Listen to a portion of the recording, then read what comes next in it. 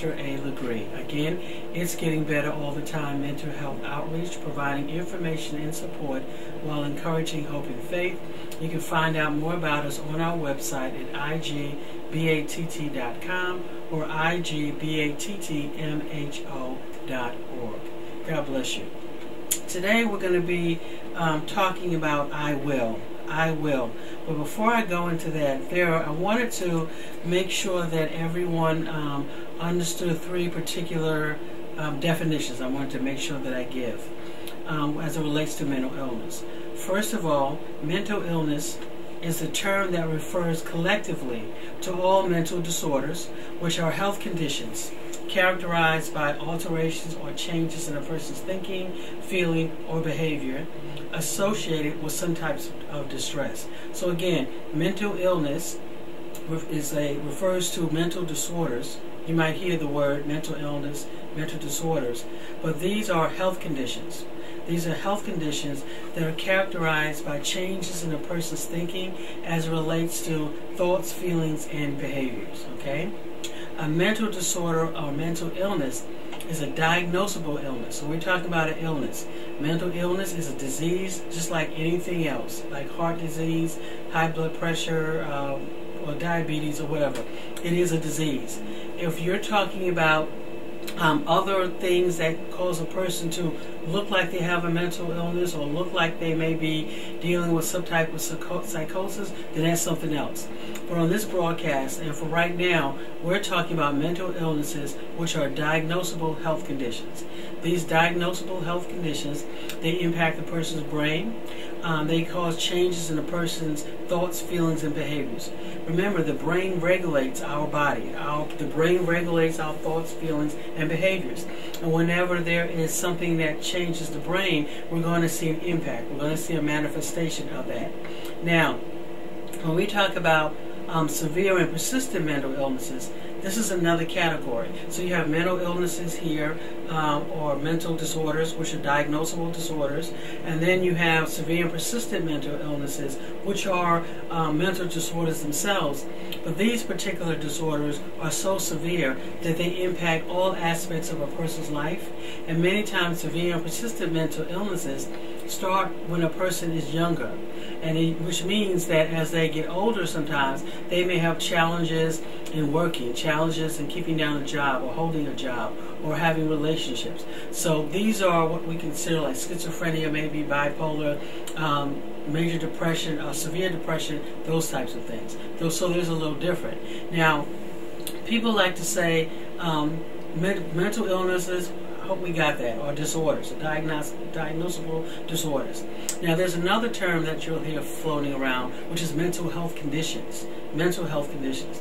Well, mental health conditions is kind of a term that encompasses mental disorders, which are diagnosable disorders, as well as those thoughts or feelings that don't really meet the definition of a disorder. So for example, I might say, oh, I'm feeling depressed. And really why I'm depressed is because I just lost my job. But if I hit the lottery for $1 million, I would no longer be depressed. What happened? My depression was based, my quote-unquote depression was based on an environmental factor. When we're talking about a person being clinical depressed, it doesn't matter if I hit the lottery. I may be, happy for a little bit, but I'm still going to be depressed. So people like saying, oh, I'm so depressed. And really what they mean sometimes is that I'm so sad in response to a situation or an event, that once that situation or event changes, then I'll be okay. But when we're talking about depression, clinical depression, we're talking about a diagnosable disorder. So again, with the term mental health kind of encompasses those sadness, quote unquote, as well as being depressed. But when we're talking about mental health or mental illnesses, we're talking about diagnosable conditions. And then when I'm talking about severe and persistent mental illnesses, I'm talking about those diagnoses or disorders that seriously limit an individual's ability to obtain employment, interact socially, or cope with everyday events. Severe and persistent mental illnesses last so long and are so severe that they seriously interfere with a person's ability to take part in even minor life activities.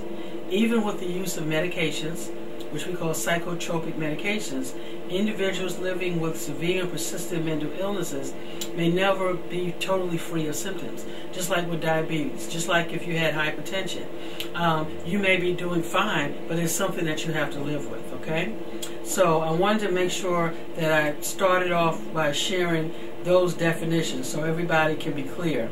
If you're not sure, you can log on to our website at igbatt.com or igbattmho.org and you can get more information. So again, mental disorders, mental illnesses, diagnosable disorders, disorders of the brain, mental health conditions encompass those disorders as well as situations or feelings that really don't meet the criteria for a diagnosable disorder. Okay? Now, this is February 1st. As we go into February 1st, I wanted to share one every week to share one mental health fact as it related to African Americans. First of all, it is not true that African Americans do not care about mental health services. That's totally not true. I hear that every year, especially around May, which is Mental Health Month, people talk about how African Americans are not interested in mental health, how we don't seek out treatment, while we don't do this, and that's absolutely not true. Now, when you look at what's going on, let me explain just a little go further. First of all, stigma, which is prejudice, impacts everybody, whether you're black, white, short, fat, it doesn't matter. Stigma, and those of you who follow me know I like to write stuff down. Stigma impacts all people, and all people, no matter their race, who have to focus on obtaining the basics in life are less focused on mental health. Let me stop there. I don't want to go too much. I'm going to stop there for a minute. Let's talk about stigma. Stigma is the discrimination that keeps people from getting help, right?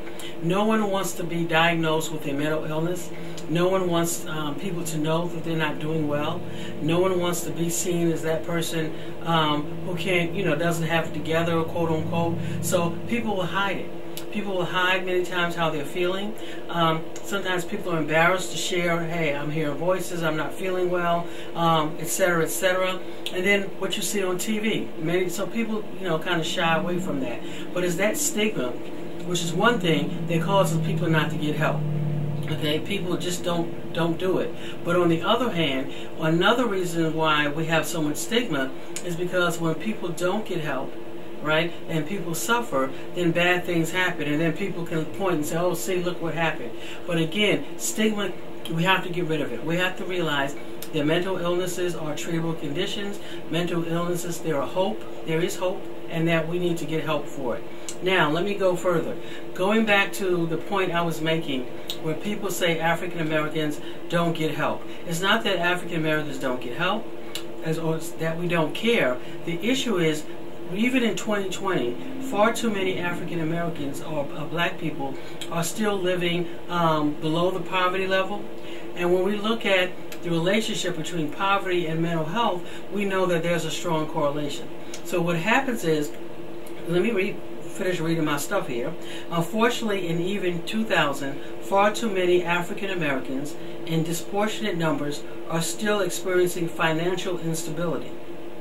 Financial instability or poverty has the most measurable effect on the rates of mental illness. It's easy to see how a person may become depressed when they're worried about getting and keeping a job. Okay? Going further, if I'm looking for a place to stay or getting food, then I'm not going to be as focused on seeing a therapist. I may not be as focused on seeing a mental health professional on a regular basis if I'm worried about where I'm going to live. So it's not that African Americans don't care about mental health. It's just that many of us, far too many of us, are focused on survival. So when you look at that stat, because it's the same, let me turn this down. It's the same stat that I've seen, you've seen, and what happens is people will take a one or two sentences and put it into a big page to prove a point. And when it is true that African Americans, we don't get help at the same rate maybe as other people, as a larger population, but even the larger population, it's not like everybody's getting help there either. So that's number one. Secondly, when you look at the numbers, there aren't that many in comparison. We're a small group, okay? So when you say this, we're not getting help, that's not true. We are getting help. Could we be getting more help? I'm sure. Yes, we can be. But here's the thing. Anytime a person, I don't care whether you're black, white, that you have to worry about where you're going to live, if you have to worry about police brutality, if you have to worry about your children getting shot, if you have to worry about getting a job, etc., you're going to be less inclined to focus on those issues related to mental health. Now, on our website, we talk about Maslow's hierarchy of need, and I'm not going to really get into it here, but it's a hierarchy of needs, and it goes from 1 to 8, right? With 1 being the hunger, thirst, bodily comforts, 2, safety, security. So what they're saying is that we have to have those safety. We have to feel safe, okay? You have to feel safe, and you have to have your basic needs met before you can start worrying about what we call those self-actualization kind of needs. So it goes from 1 to here. So before you can worry about that self-actualization therapy, quote-unquote counseling, again, you have to be in a safe place. It's hard to worry about those things when you're not feeling safe, okay? When you're not, you're living from paycheck to paycheck, and that's just for anyone. So again, it's not true. That's one of the things that kind of, make me, that irritates me when people say black people don't care or that the church doesn't care. Those things are not true. When you look at the church itself, the church is made up of people from the community, right? It's made up of people, from the neighborhood. So when you look at a church and you say the church doesn't care, then you have to take a look at the people. And if you're looking at people who themselves still have to worry about their safety need, they have to worry about their food, like I said, where I'm going to live, etc., again, it's not that they don't care. It's just that they're more focused on things that are more important at that moment. Again, I'm trying to survive. Going to a therapist once a week is not going to be at the top of my list. Again, doesn't mean that I don't care, and it doesn't mean that I shouldn't go. It just means I'm not focused on it. So again, it's not true that people don't care. Also, another myth is going back about the church. The church, again, we know there has been this fight between faith-based religion, spirituality, and non-faith-based spirituality as it comes to mental health. There's one side that believes that all mental illnesses, we're looking at demonic possession. And what I'm talking about here are disorders of the brain.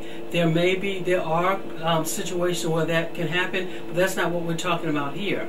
I always say that if you believe that that's the case, that is a demonic oppression, then you should be able to pray, get rid of it, and you should be fine. But if it doesn't go away, then we're talking about something else.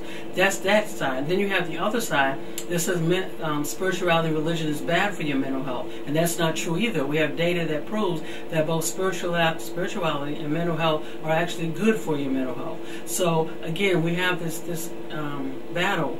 But the truth is that spirituality is good for your mental health. The truth is that people in the church do care. But again, it's just like anything else. Stigma happens inside the church, outside of the church, inside the black community, outside the white community, inside, it's all over. We all have a problem with stigma.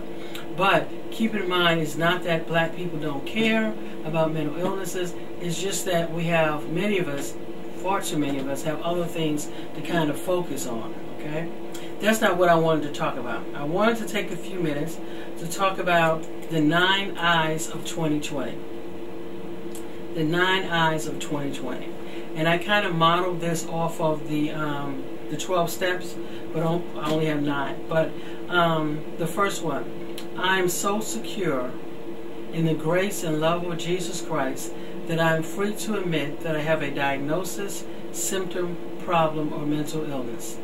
I understand that to live a healthy life, I may have to take medications or to make change, but I know that having to take medications or making a change does not mean that I lack faith in God. I choose to take responsibility for my situation and not to be afraid to seek help when needed. First of all, I am so secure in the grace and the love of Jesus Christ that I am free to admit that I have a diagnosis, symptom, problem, or mental illness. I'm not going to hide the fact that I'm dealing with an issue. I'm not going to hide the fact that I have a diagnosis. I'm not going to hide the fact that I'm dealing with symptoms. And I'm free to the point where, and this is something I want you to kind of remember this as we move through 2020, okay? I want everyone to go to our website, download this, and post it to your wall and remember it. Now, this is what I want you to say to yourself. I am free. Okay? I'm so secure in the grace. What is the grace? The grace is not just representative of the love of God, but grace is the ability of God. I like that definition. I heard a gentleman by the name of Pastor Stevens kind of talk about that, how the grace is the ability of God. And I like that, okay? I'm so secure in the ability of God, okay? And love of Jesus Christ that I'm free, okay? Because I'm so secure, I know that there's nothing that will be able to separate me from that love. There's no diagnosis. There's nothing that anybody can say. There's no negative situation that can separate me from the grace and love of Jesus Christ. So yeah, I may have gotten put out. I may have been a victim of domestic violence. I may be depressed right now. I may not feel like getting out of bed. I may have even hurt somebody else. I may have, may not feel good right now. Some of you who may be watching this, you're not feeling well. You have these thoughts that are telling you that you're stupid, that you're not going to make it. Every time you make a mistake, you feel like the world is coming to an end. But I want you to say, every time you have those thoughts, those negative thoughts that are not bringing you closer to the plan for your life, I want you to say, no, I'm going to be so secure. I am so secure in the grace and love of Jesus Christ that I'm not even going to entertain that. Because a lot of times we have these automatic thoughts. When something happens, we have these thoughts that automatically come into our mind. We're driving, we get lost. Oh, I'm so stupid. Somebody says something to us, or we say the wrong thing. Oh, I'm an idiot. We say these things to ourselves. I always say that if we were able to carry a tape recorder around with us and to record our thoughts for a week, what type of thoughts will be recorded on the tape recorder? Would there be thoughts that say of affirmation, saying that, hey, I'm fearfully and wonderfully made? Would there be thoughts like, hey, you can do this, you got this? Would there be thoughts that are saying, okay, yeah, I made a mistake, but I can try again? Would there be positive, affirming thoughts, or would there be negative thoughts? Unfortunately, for far too many people, they would be negative thoughts. Like I said, I'm stupid. I can't do anything right. I'm an idiot. Nobody likes me. Those type of thoughts. But as we move into 2020, I want you to say to yourself, when you have those thoughts, I'm so secure in the grace and love of Jesus Christ that I'm free to admit, basically, that I have a problem. Yeah, I have a problem, whatever that problem is, okay? Because the problem, because of the grace and the ability of Jesus Christ, that problem is not the end of the road for me. Yes, I may have to live with a health diagnosis. Yes, I may have to live with a certain situation, but that's not the end for me, right? Because the God that I serve, Jesus Christ, can still give me a plan to move forward, a plan to succeed in the midst of that negative situation. Okay? Sentence number 2. I understand that to live a healthy life, I may have to take medications or to make a change. Okay? Sometimes, we're praying, Lord, I don't want to have to take medications. I don't want to have to see a doctor. I don't want to have to do whatever. But sometimes that may be the thing that you have to do. Again, that's the grace of God, the ability of God. He made a way for you. When He makes a way of escape, when He gives us an option, we have to see that as the grace of God, not necessarily a bad thing. It may not be the thing that we want to do, but it may be the thing that we have to do. Making a change. We can say we want to put all the responsibility on somebody else. Some of us want to put all the responsibility on someone else. Some of us want to put all the responsibility on God. But remember, faith without works is dead. What am I doing? If I can't say I want to lose weight and then I'm not eating healthy. I can't say I want to gain some weight and then I'm not eating. So again, I have to make the changes necessary in my life. I can't say, Lord, this person is abusing me, this person is being mean to me or whatever. I have to begin to ask the Lord, give me the strength and the strategy to get out of this situation. There are some things that I have to do, okay? I can't put everything on the Lord, because see, what happens is when we put everything on the Lord or somebody else, then we can fall into this hopeless situation. It can make us seem like we can't move forward, like we're stuck. It can make us think that all the help and everything is outside of ourselves. Remember, God has placed His ability in us. You know, there's a scripture that says we are gods with a lower G. What does that mean? No, that doesn't mean that we're, you know, on His level. That means that we have the ability of God. We have the ability to kind of control our atmosphere in accordance with the scriptures, in accordance with what He's given us to do. You can get up and get a job. You can make a change in your life, whatever that change is. And you may say, well, it's hard for me, I can't do it. Well, ask for help. Okay? So as we move into 2020, we're not going to be afraid to ask for help. We're not going to be afraid to admit when we have a problem and when we, when we need to get help from other people. Okay? I'm going on here. Having to take medications or making a change doesn't mean that I lack faith in God. People will say, well, if I have to see a doctor or take medications, that means I don't have faith, and that's not true. Actually, the fact that because for many people, you've asked God, you've consulted Him, and you got to take medication. Sometimes that happens. Sometimes you have to see a doctor. Sometimes you have to make a change. You have to move. You have to get a new job. Okay, you can't be afraid. Sometimes you can be afraid, but you got to move forward, right? But people have this stigma, especially when it comes to mental health, going back to that stigma again, that thought process, that I should be strong, I should be able to handle this. And you can. You've been handling it for a long time. Now it's time to get some help, okay? Number 2, this is the second 9 I's of 2020. And you can go on my website and you can see this. There is a power higher than I. That's a sentence. There is a power higher than I. There is a God higher than me. Jesus Christ, the Holy Spirit, higher than me. My thoughts, the Lord said, our thoughts are so much lower than His thoughts. His thoughts are so much higher than our thoughts, right? We're not even on that level. We can't even, He gives us bits and pieces of it, because if He told us the whole thing, we couldn't handle it. There's a power higher than I. Through faith, the Word of God, and the love of Jesus Christ that has been made available to me, I can be made whole. I will come to the knowledge that the grace of God is available to me, and that He is concerned about everything that concerns me. I will free myself from the prison of my limitations and realize that God has indeed created me for a purpose. Okay? Through faith, because sometimes it's going to take faith, right? Sometimes you don't feel like it. For some people, your depression, your sadness, or whatever you're going through at that moment can be so intense that you don't feel like it at the moment, right? But you got to know through faith, through one more day, through one more second. Some people might not even feel like it. I don't think I can make another day. Try to commit to another hour, and then another hour, okay? You got to keep moving forward through faith, the Word of God, and the love of Jesus Christ that has been made available to me. You can be made whole. You can be made complete. That doesn't mean that the illness, situation, the thing that you're dealing with will be gone, but it means that He'll give you the ability to kind of deal with it. He'll give you a strategy. He'll give you a way out. Because unfortunately, some of the things that we're dealing with are consequences, are a result of something that either we did or someone else did to us. And as a result, it's going to take some time to kind of process it and get out of it. But He'll be with us in the midst of that. I will come to the knowledge that the grace of God is available to me, and He is concerned about everything that concerns me.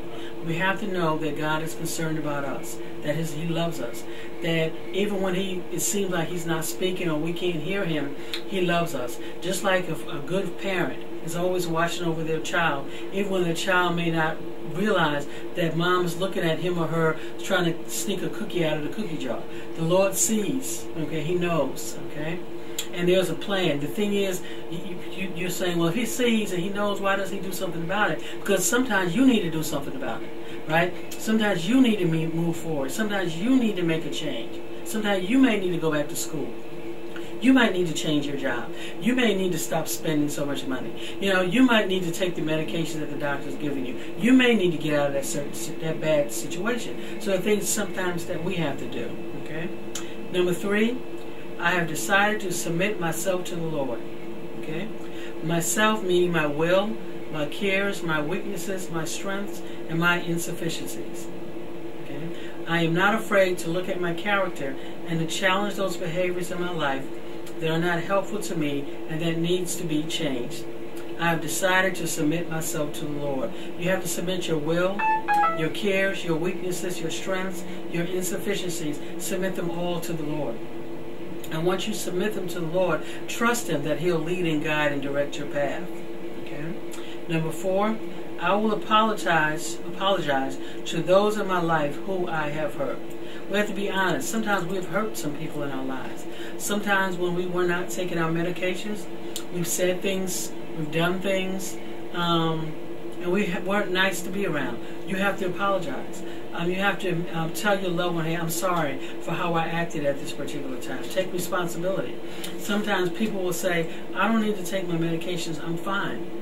But you're not really thinking about your loved one, the impact that's on them. While you might think you're fine and you're not taking your medications, you're up all night, which means they can't sleep. So now that you've come to a place of wholeness and you're in your recovery, and say to them, hey, I'm sorry. I realized that I was wrong. I should have done this, or whatever the case. Or let's say if you're not in recovery, apologize to those in your life whom you have hurt. And it can't be, well, if I've done anything to offend you, ask, okay?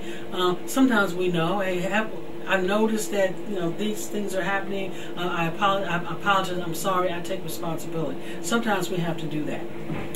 Number 5, this is a big one. While what is this? The situation that I'm in. This problem, this plan, this having to take medications, this stage of my life, whatever it is, while this may not be the plan I envision for my life, I will remain determined to rest and to trust in His sovereign plan for my life. I will continue to seek after the will of God during my illness in or negative life situation. Okay? So while it wasn't your plan to be divorced after 35 years of marriage, but you are. Okay? It wasn't your plan to be, for your child to be sick, or your child to die, or for your spouse to die. But that happened, right? It wasn't your plan, for you to lose your job, right? Sometimes things happen in our life that we do not plan. But we have to realize that sometimes there are things that we just can't change. We have to accept the things that we can't change and have wisdom, and that's from AA, wisdom to know the difference, right? Because there are things that we just can't change. Okay? And once you come to that realization, then you have to get to that point of acceptance. I think last week we talked about acceptance. We got to realize this is my life right now. Because the quicker we get to that point, when we realize that this is our life right now, the faster we can pivot and begin to make changes. Okay, my husband left me, my wife left me, okay, I can't do anything about it. What can I do now? Okay, what's my next step? Okay, yes, you're going to grieve, yes, you're going to mourn, but as you're grieving and mourning, you don't want to stay there too long because time is passing by. If you don't want to stay in a grieving and a mourning point in your life too long where you're not moving, and one day you look up and 10 years has passed. 10 years has passed. That's not healthy, right? You want to kind of be doing something with your life. Next thing here, number 6. And a lot of these tie together. I will now look at my current situation and think that things are hopeless. With Jesus Christ, things are never hopeless. There's always a plan. There's always a way of escape. There's always an option.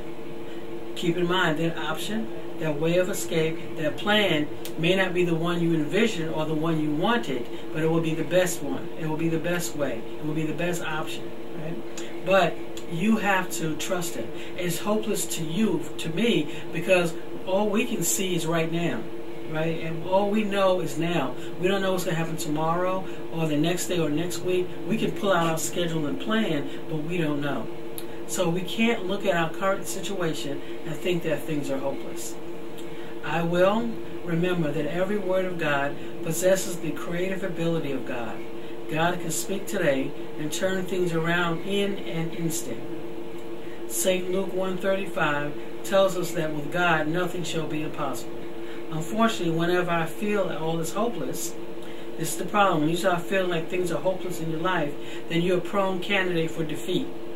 And what happens is the enemy has an opportunity to shake your faith and your hope in the future. When you think that things won't change, you become hopeless. When we start feeling confused and stuck, that's many times because we have to make a decision and that we're afraid of making. So once you start making the decisions and stepping out, then you realize that the answer so many times will come. But again, when you start feeling hopeless, then helplessness, then we talk about anger, irritability, and for some people even thoughts of suicide. We cannot stay in that state of hopelessness, okay? So number 7, I will remember that I am not on a dead-end street. You're not on a dead-end street, okay? So I will stop telling myself that I can't make it, because you can make it. Instead, I will get into the habit of telling myself what God is saying about me and my situation, not what I think or what I feel. When you first start challenging those negative beliefs or those faulty beliefs, it's going to seem like it's not working. So, for example, if I say, "Oh, nobody likes me," okay, that's not true. It may be more realistic to say that some people do and some people don't. That will be the reality of it. But it's not true that nobody likes me, right?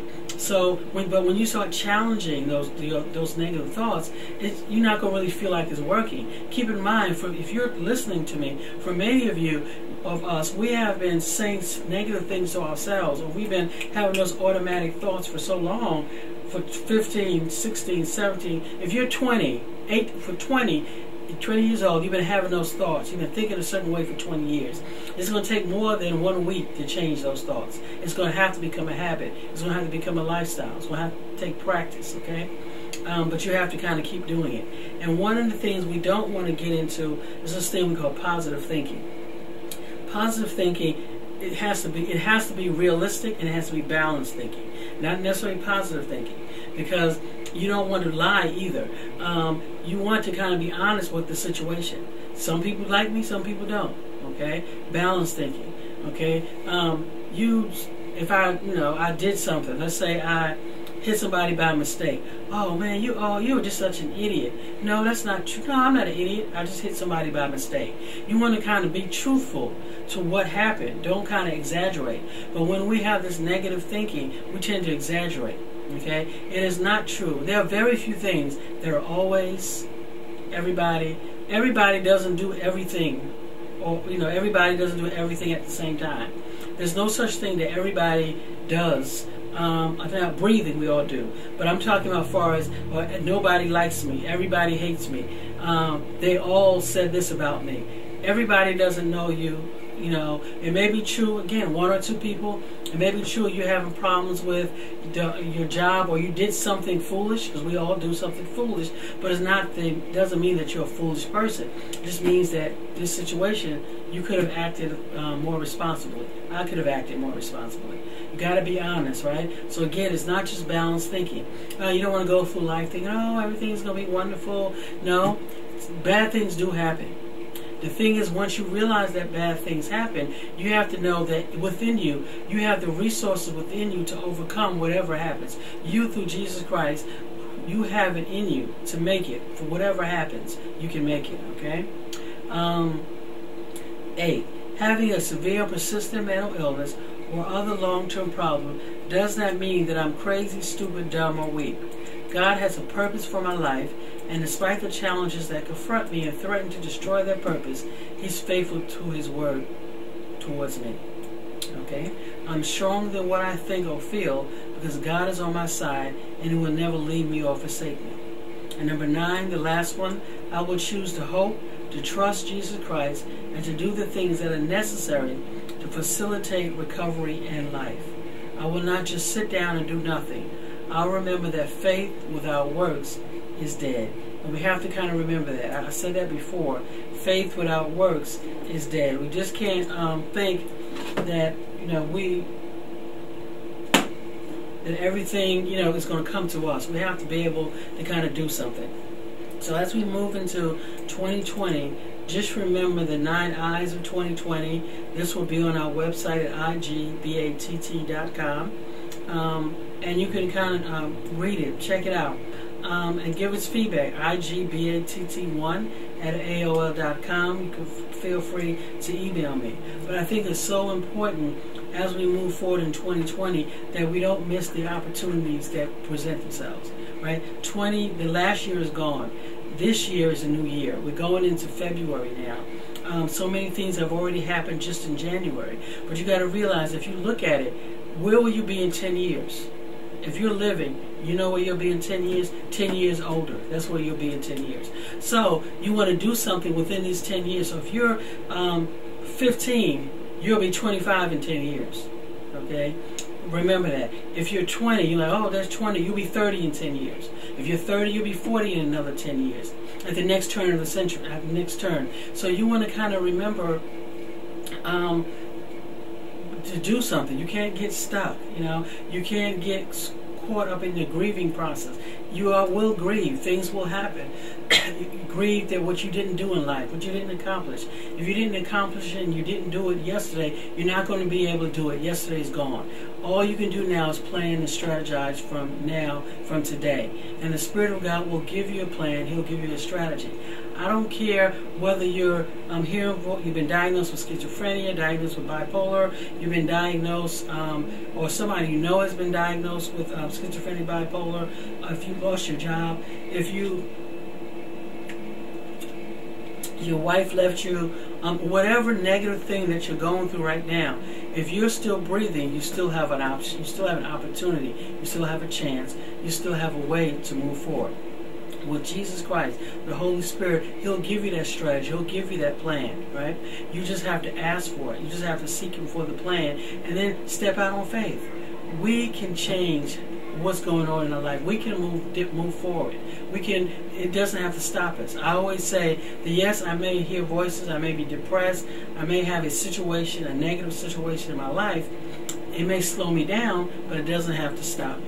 So again, this has been It's Getting Better All the Time, Mental Health Outreach, igbatt.com. Log on to our website and contact us. The information is there, igbatt.com. God bless you, and good night, or good day.